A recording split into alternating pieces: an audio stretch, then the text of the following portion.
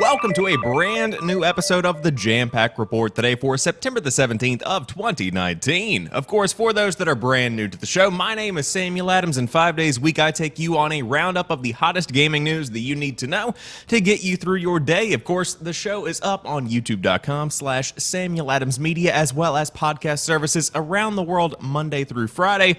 So subscribe, stay up to date and informed, and I will keep pumping out the content just for you. That was also kind of a gross phrase. It makes me sound like some kind of cow that gives you gaming news. But that's beside the point. Gears 5 is doing incredibly well on its opening week because it has topped 3 million players, and we'll talk about how Xbox Game Pass plays into that. But in addition to that, Borderlands 3 also doing very well, topping the UK charts as the highest-selling physical release this year. Then, Nintendo is bundling Switch Online memberships with a few major games. But you have to choose which one you actually want, so you do have a decision to make. However, if you are a big Nintendo fan, Universal Studios' official Nintendo theme park opens in Japan next year, and it sounds like it could be a pretty interesting modern take on the classic attraction theme park. Then, Minecraft has acquired another 20 million monthly players in the last year, and finally, E3 is changing for the worse because Shameless E3 organizers want to pay media in order to control the content and the message. And yeah, that's a direct quote. We will talk more about that on today's show. But that's pretty much the roundup, and I do hope you enjoy what I bring to the table. But without further ado, let's go ahead and dive into today's top gaming news. First off, Gears 5 tops 3 million players in the first week. Microsoft says the Coalition sequel enjoyed the biggest launch week of any Xbox Game Studios title this generation. The Gears of War franchise keeps turning, as Microsoft has declared Gears 5 the biggest launch week of any Xbox Game Studios title this gen, saying that more than 3 million players played in its opening weekend. Those numbers were bolstered by the game's inclusion in the Xbox Game Pass subscription service, with Game Pass Ultimate subscribers able to play starting September the 6th, and all Game Pass subscribers able to play the game for free at the September 10th launch. For those who purchased the retail or digital game to own, it's also on September the 10th. The previous high-water mark for Game Pass launches, at least among titles Microsoft announced numbers for, had been shared by Sea of Thieves and Forza Horizon 4, even of which saw 2 million players in their respective launch weeks last year.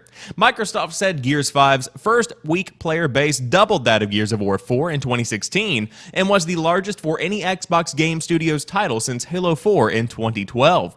However, Gears 5's first week numbers also include the extra 4-day early access period granted to Game Pass Ultimate subs.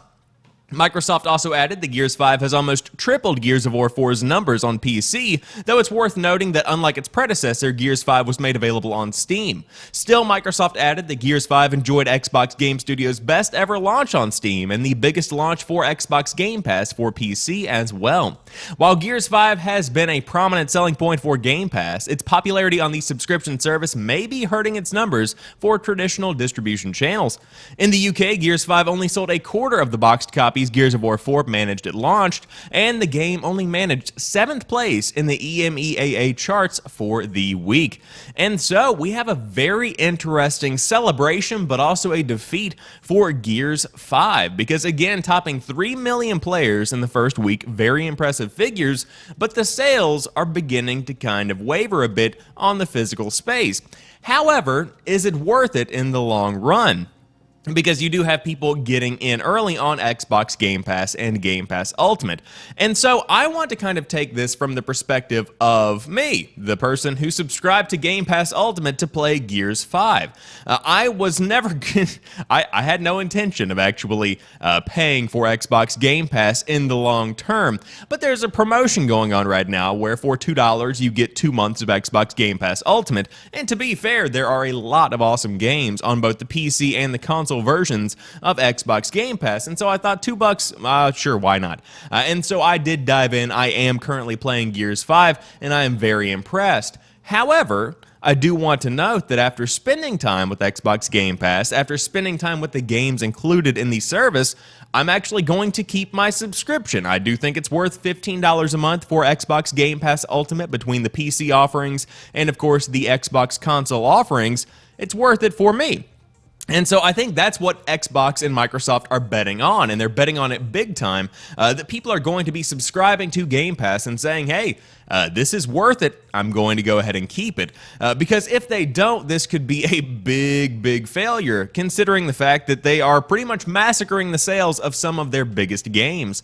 And that trend looks to be continuing, because looking forward, Xbox Game Pass has a ton of value because of the fact that the biggest Xbox games are included with it. That includes all of the Halo games, all of the Gears games, everything that is from an Xbox Game Studios release is normally included in Xbox Game Pass, which is what gives the service its actual value. And so if they change that model, Game Pass could begin to waver a bit, but sales could rise for traditional routes. But then you wouldn't have 3 million players. Guarantee you wouldn't have 3 million players. So in a way, this is a big win and also a big defeat for Microsoft because, yes, their games do have tons and tons of players, but at what cost? And also, what does the future look like for the Xbox Game Pass subscription plans? Overwhelmingly, I think they are future-focused. I think this is a big foundation-laying move that is going to pretty much solidify them as the big contender going into the next generation. Without a doubt, subscription services are going to be a big part of the way that entertainment is provided going into the future, and I think Xbox is trying to get a bit of a jump start on that. But if you do want to play Gears 5, I could not recommend it enough. I am having a fantastic time. I actually am diving into the multiplayer, and traditionally I haven't been a big fan of Gears multiplayer, but this one feels a bit different, but also a bit homey. I'm very much so enjoying the game and highly recommend it. The campaign is fantastic. I'm about to start on my second playthrough. Very good time here. But again, out now on Xbox if you are on consoles, and of course on PC as well via the Xbox app or Steam. But you could also pick up Borderlands 3, just like many other people have, because it has topped the UK charts as the highest selling physical release this year. Gearbox franchise back with a bang. In a week that saw the release of two of the year's biggest shooters, Gearbox's chaotic sequel, Borderlands 3, successfully landed at the top of the UK charts. Not only that, but as reported by GI.biz, the off-world adventure is now the highest-selling physical release of 2019, beating out Sony's Days Gone, which held the record since March. Following Borderlands 3 is Microsoft's newest entry in the legendary Gears of War series, although Gears 5's physical numbers are hampered somewhat by factors such as platform exclusivity and Xbox Game Pass. In third place is Konami's eFootball PES 2020, which was practically guaranteed a good launch as the first major soccer release of the year. Elsewhere in the charts, kudos to Focus Home's expeditious Greedfall, which managed to climb to the top 5 during a major launch week, despite being a mid-tier release from a marketing standpoint, and Nintendo and Marvelous's Daemon X Machina debuted at number 19, while Take-Two's perennial mainstay Grand Theft Auto V snuck back up in the top 10 at number 8. And so here is the top-selling UK video game sales chart as of September the 14th of 2019. And of course, this chart does reflect in-store physical sales only. You have Borderlands 3 at number 1, Gears 5 at number 2, eFootball PES 2020 at number 3, NBA 2K20 at number 4, Greedfall at number 5, Mario Kart 8 Deluxe at 6, Spyro the Dragon Reignited Trilogy at 7, Grand Theft Auto 5 at number 8, 9, Crash Team Racing Nitro Fueled, and Super Mario Maker 2 coming in at number 10. And so I think this pretty much is to be expected. Borderlands 3 is the biggest game of the year to date. Of course, many more games are coming out over the next few weeks as we do inch closer and closer to that big holiday release season. But it is to be earned. Borderlands 3 is doing well right now. At retail, it's doing well right now digitally, but I will say many patches are needed because I have seen reports of cross saves being completely deleted to where you might have tons and tons of time into the game and all of a sudden you are back to square one. I have seen reports of poor performance on both consoles as well as PC, but all of these things can be ironed out with time and of course with shift keys that give you access to tons and tons of loot within the game that I'm sure they will give away for the trouble caused by the community or in the community. But without a doubt, still one of the biggest releases of the year and one of the biggest successes of the year, even with a couple of glitches here and there that might be hampering the experience for some. But hopefully over the next week, more patches will come out, more of these fixes will be deployed. But at the moment, Borderlands 3 is the biggest highest selling physical release this year in the UK, and I would say you can probably expect to see similar figures coming out of the United States and other parts of the world. However, Nintendo is building Switch Online membership offerings with a few major games. All top 10 all-time Switch sellers. Nintendo is introducing a new perk for Switch Online service, but there is a catch. You can now subscribe to Switch Online and get a bundled discount price on select games, ranging from 11% to 15%. Not only is it mostly for new members, but it also offers very scant discounts to boot. Right now, Mario Kart 8 Deluxe, Smash Ultimate, and Splatoon 2 are all roughly $50 at physical, with Mario Maker 2 being the most recent of the bunch and still at $60 for a physical copy without sales. Sadly, all of these games are $60 on the eShop because Nintendo, so if you do get the bundle, you might be missing out on a few bucks. Although the tweet only mentions the 4 games, the upcoming Overwatch port is also mentioned on the official UK landing page as part of the deal. But don't forget, Nintendo is also introducing an upgrade to the family plan concept pretty soon, and the details are still scarce on that one. But if you have not subscribed to Nintendo Switch Online, number one, actually becoming a pretty good offering. Not quite on par with PlayStation Plus and Xbox Live Gold or any other subscription offerings, but considering the price and its affordability, actually not that bad. Now, this, however, is kind of a rip because you do get a bundled game with your Xbox, or excuse me, with your Nintendo Switch Online service, but as they say, you can normally find games on the cheap at retail, especially in today's day and age where there are so many copies of older games such as Splatoon 2, Mario Kart 8 Deluxe, etc. Now, I will say with stuff like Smash Ultimate, the price does tend to kind of hold on those games. With Mario Maker, it does tend to hold on those games.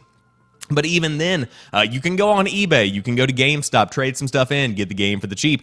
You can do a lot of things to knock the cost off of any game. That's one thing that I am very good at, is getting a game as cheaply as I possibly can, because let me make it very clear, I can be a cheapskate, a bargain hunter, if you will. And I know that, yes, this is a tasty offering for the Nintendo Switch Online service, but at the same time, you might just want to go ahead and pick up that subscription and hey, do the math. If it works for you, then it works for you. If you can get a game cheaper at retail, then hey, go for that, and then hey, you could resell it later.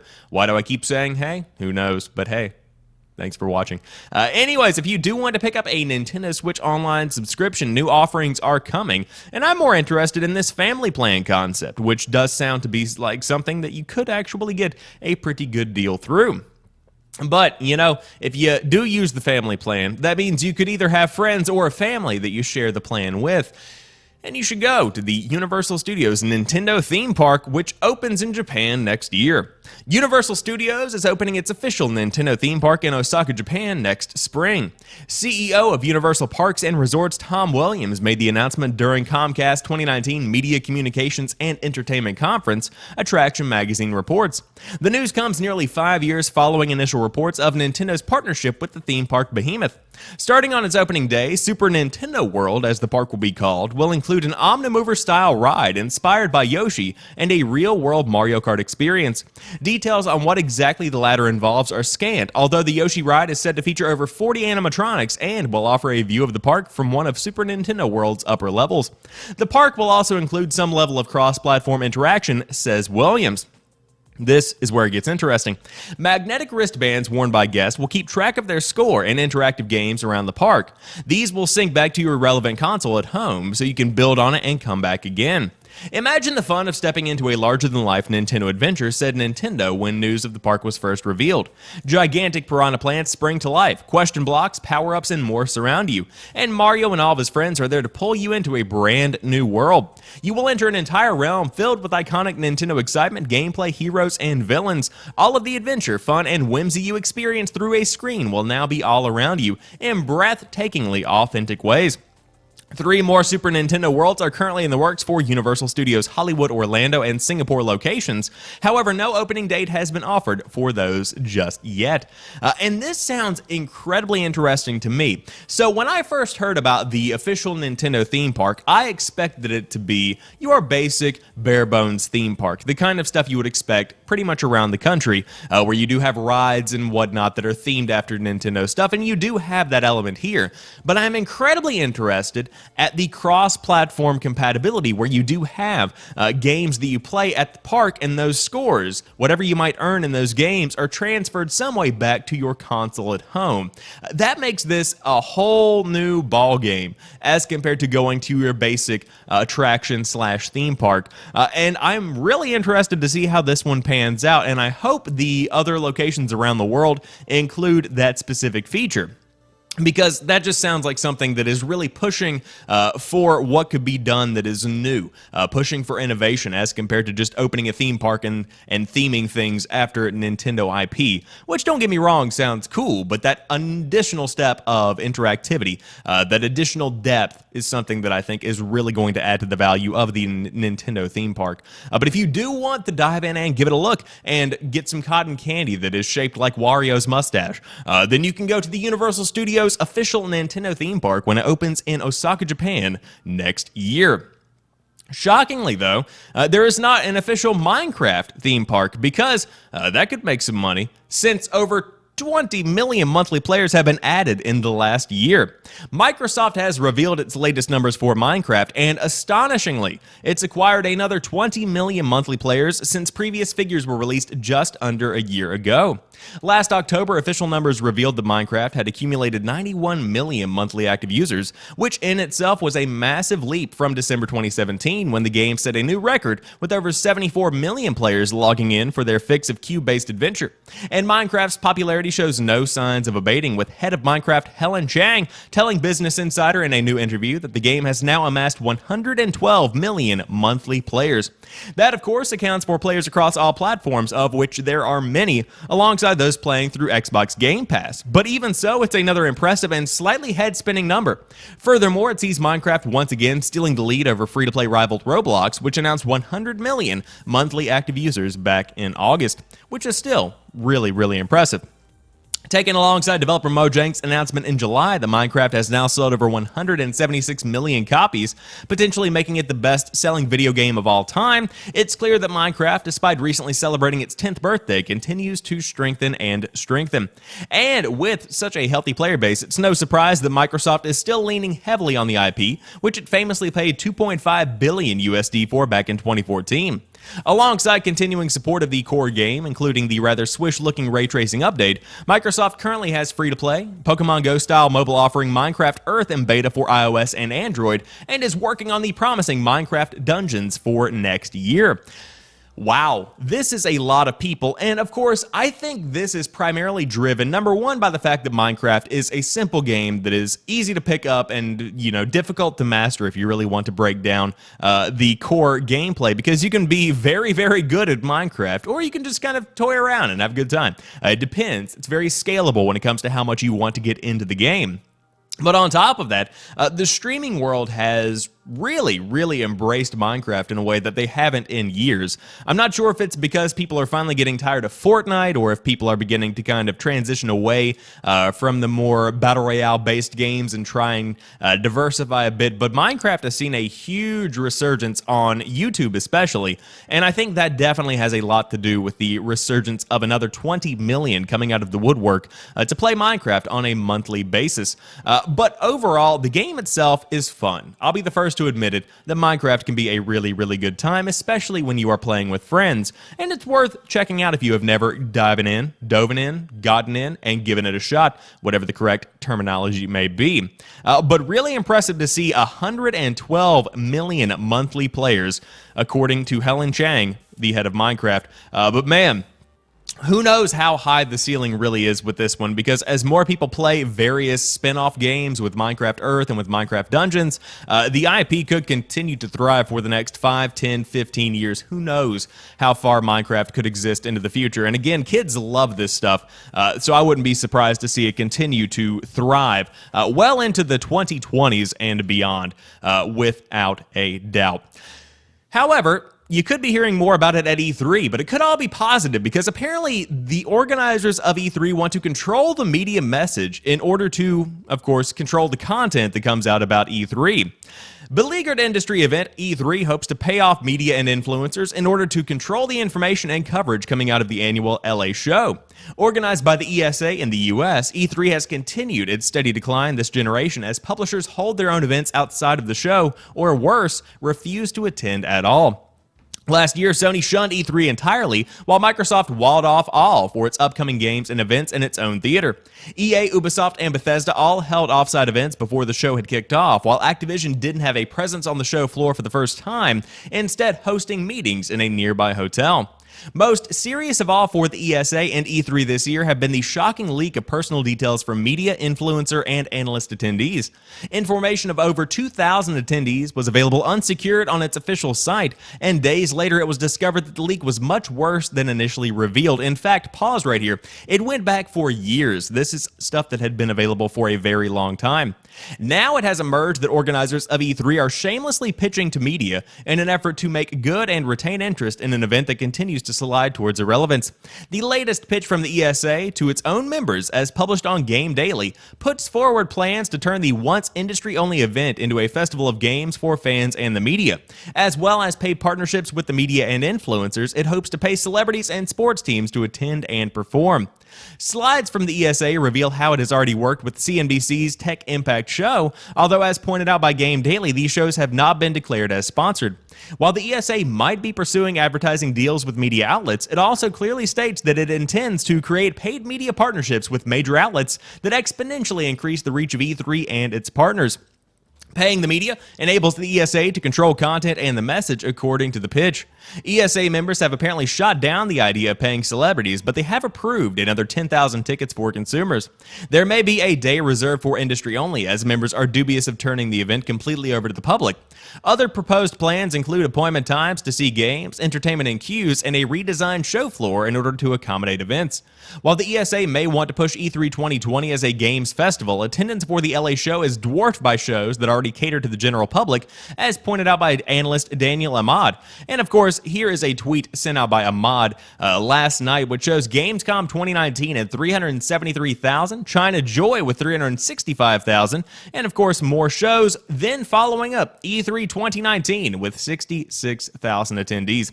While none of these plans are set in stone, the ESA's pitch to its members highlights a desperate attempt to change an event overshadowed by a shifting industry that values direct contact with the consumers over flashy booths and celebrity endorsements.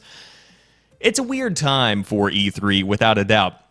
But I want to make one thing very clear. If something is paid for by an organization, if something is sponsored, make it known. Make that as clear as day, because that really just makes everything a little bit more complicated whenever you have to decide who's lying and who is taking a payoff to say something is good or to go ahead and approve something. I hate that kind of thing.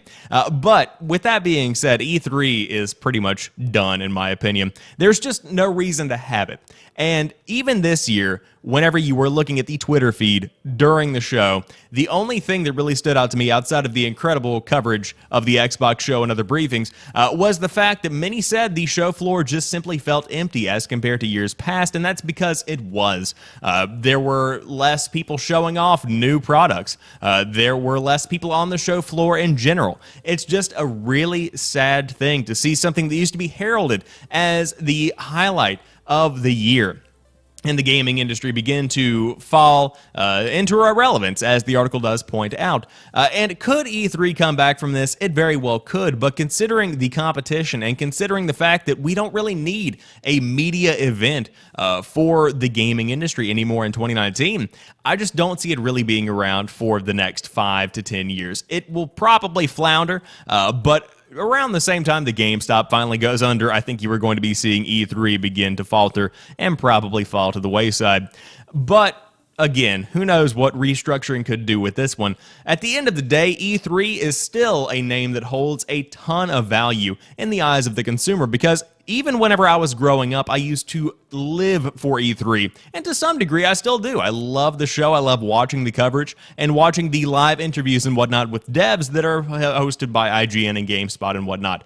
But At the end of the day, we just don't need this event. As much as fans want to go, I think that eventually less and less fans will want to go, and that's kind of where E3 will eventually end up. But we will see what happens. However, without a doubt, controlling the content and the message that comes out of E3 is not the way to go, without a doubt. You can't simply pay people to promote positive outlooks on your event or to show positive news from the event itself. People need to know the truth here, and the truth is E3, it's just not where it used to be way back in the day. However, that rounds out today's episode of the Jampack Report. Of course, if you are brand new to the show, I do hope you enjoy what I bring to the table. And again, if you did enjoy, click that subscribe button on youtube.com/SamuelAdamsMedia or on your podcast feed and get the show delivered to your inbox every single weekday, Monday through Friday. It's always a good time. I hope you have a good time as well. But until tomorrow, you guys have a fantastic rest of the day. I will talk to you soon, and peace.